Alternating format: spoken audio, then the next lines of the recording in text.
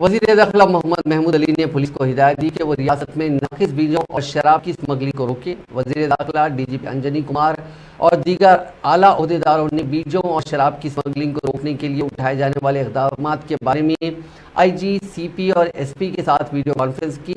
इस कॉन्फ्रेंस में महकमे ज़राअत और महकमे एक्साइज के अफसरान भी शामिल थे। इस मौके पर खिताब करते हुए वज़ीर महमूद अली ने जाली बीज और शराब की स्मगलिंग को रोकने के लिए उठाए जाने वाले इक़दाम के हवाले से कई अहम हिदायत दी।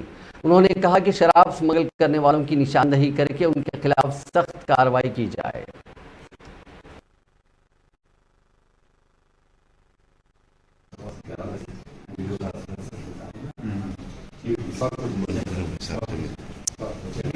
मैं महाराष्ट्र से और जहाँ पर मैं यहाँ पे आने का जो वजह है, आदिलाबाद के मेरे साथी मेरे भाई लोग हैं, संजय साहब है, प्राण भाई, इनकी वजह से हमको आने का मौका।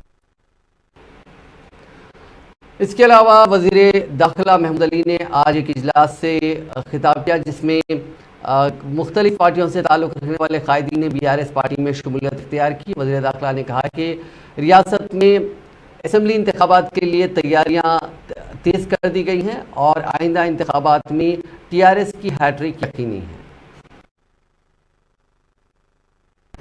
सत्याग्रह फोरम आदिलाबाद से तेलंगाना बॉर्डर से आना जाना मेरा मिलता जुलता रिश्तेदार है, तो वो वजह से मैं आता हूँ। उसके सका सत्याग्रह फोरम से मैं जुड़ा हूँ।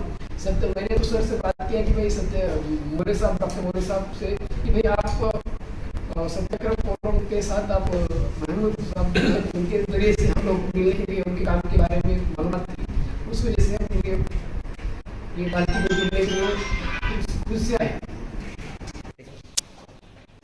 तेलंगाना की तरक्की देखकर खासतौर से सारे इंडिया से और प्रॉपरली महाराष्ट्र से बहुत से लोग आकर BRS पार्टी, जो हमारी पार्टी पहले TRS पार्टी थी, BRS पार्टी बनाई गई क्योंकि भारतीय राष्ट्र समिति जो पार्टी बनाई उसका मकसद है हिंदुस्तान के